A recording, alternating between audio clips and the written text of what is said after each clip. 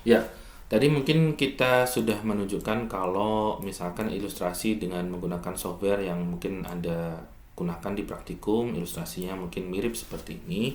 Dan di sini kalau kita perhatikan sebenarnya secara tiga dimensi itu bendanya seperti ini ya. Anda bisa atur untuk arah strike-nya, tapi yang dilihat adalah yang bagian penampangnya saja atau irisannya saja. Nah, atau yang bagian tengah sini saja yang dipotong begitu ya, XZ saja misalkan. Nah, sedangkan arah strike-nya inilah yang mungkin tidak terlihat dari penampang ini.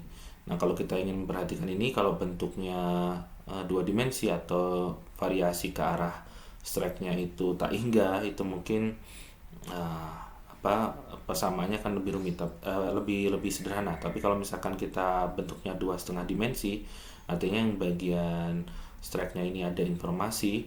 Nah, itu mungkin persamaannya kita bisa cek sekilas dari beberapa paper ya. Ini mungkin sudah dibuat orang. Nah, ini bisa dilakukan perhitungannya. Tentu saja harus memahami apa itu simbol-simbol yang ada di sini dengan ilustrasi gambar. Ini mungkin akan lebih kompleks.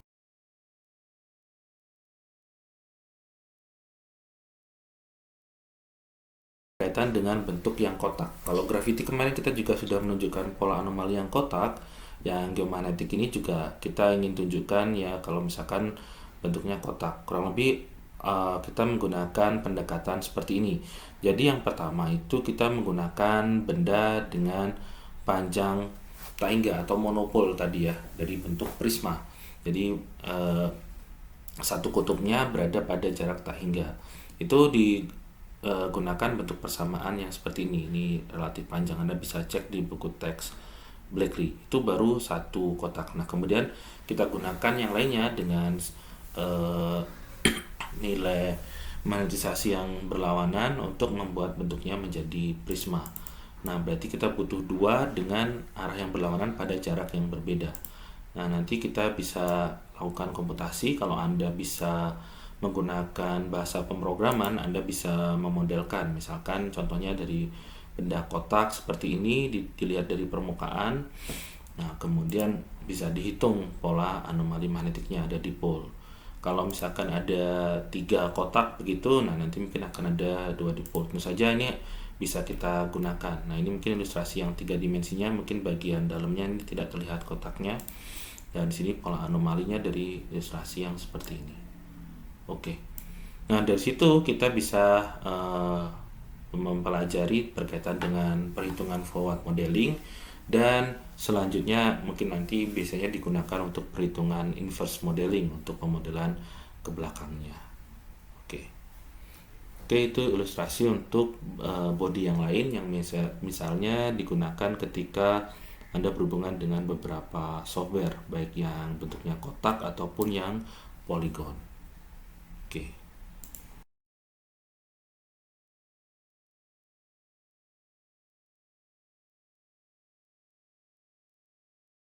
Jadi kalau kita sudah bisa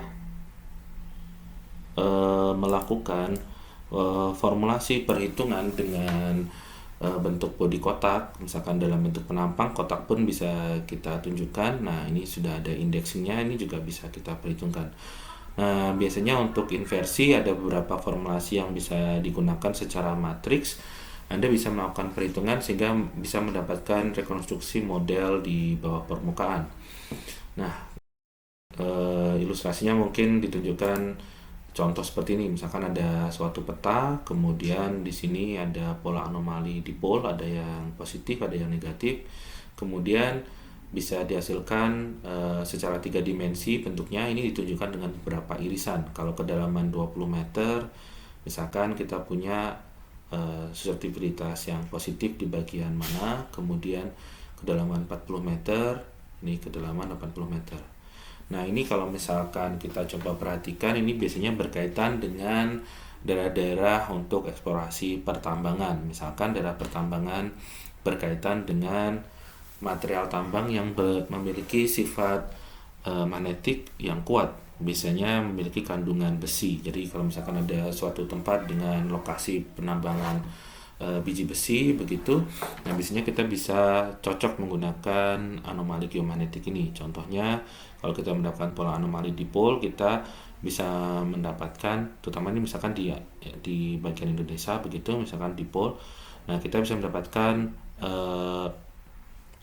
perkiraan dari posisi dari volume benda yang akan kita eksploitasi begitu ya.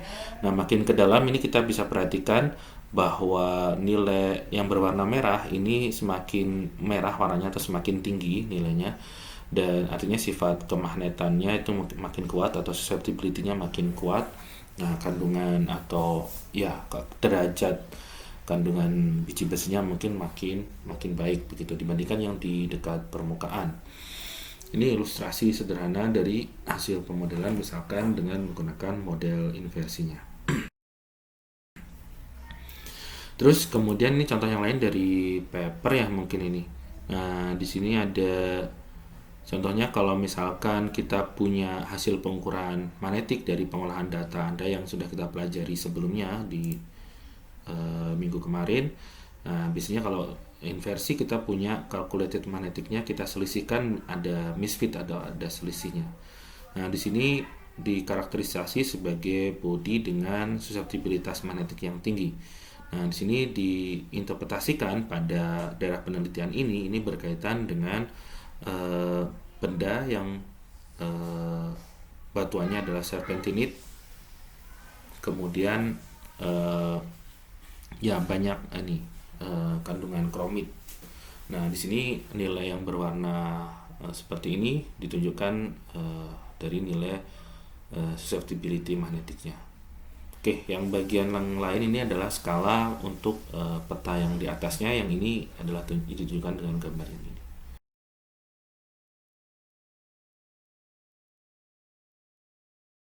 Juga Anda mungkin belajar menggunakan graf 3D ya, saya nggak tahu apakah Anda menggunakan itu atau enggak. Tapi kalau ada, mungkin Anda juga menggunakan ilustrasi yang seperti ini. Kalaupun Anda belum, mungkin ini sebagai wawasan tambahan ya. Jadi misalkan kita punya anomali magnetik seperti ini, kemudian kita punya topografi seperti ini informasinya, kemudian dari dua data ini bisa kita inputkan dalam penggunaan software yang ada. Misalkan ini softwarenya kan. Nah, beberapa formatnya harus diikuti dan beberapa mesh grid-nya ini perlu diikuti. Ini mungkin langkah-langkah kalau misalkan melakukan pemodelan begitu ya. Nah, kemudian kita bisa mendapatkan nilai observasi yang tadi diselisihkan dari predicted hasil inversinya, dan ini adalah model bawah permukaannya. Tapi kalau kita mencoba menggunakan informasi topografi, maka di sini tidak hanya flat tapi harus ada variasi topografinya. Nah, itu juga bisa diakomodasi dengan software-software tersebut. Misalkan di sini kita melihat ada variasi topografi di mana puncak dan lembahnya, dan di situ mungkin kita bisa mendelineasi daerah-daerah mana yang berkemungkinan bisa ditunjukkan dengan skala warna yang merah misalkan, itu adalah dengan susceptibilitas tinggi, dan kita bisa menghitung cadangan dari benda di bawah permukaan yang bisa dieksploitasi misalkan untuk ditambang, atau diperkirakan cadangannya berapa begitu. Oke, itu adalah ilustrasi dari pemodelan yang kita lakukan. Yang bisa kita lakukan. Oke.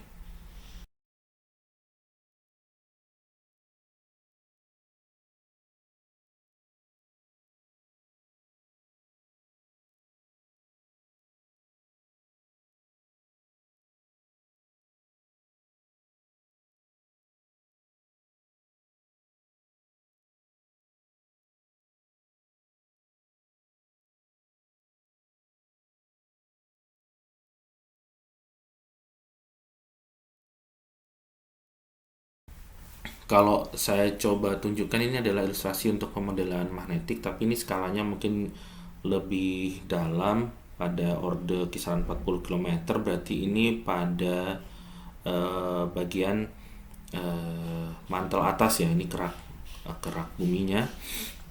Terus kemudian di sini kita bisa melihat pola anomali geomagnetiknya. Datanya itu adalah yang titik-titik warna hitam ini. Sedangkan informasi yang lain ya biasanya kita inputkan nilai susceptibilitas. Nah, biasanya untuk benda lapisan yang tidak bersifat magnetik itu biasanya susceptibilitasnya adalah 0 seperti ini ya. Ini kan 0.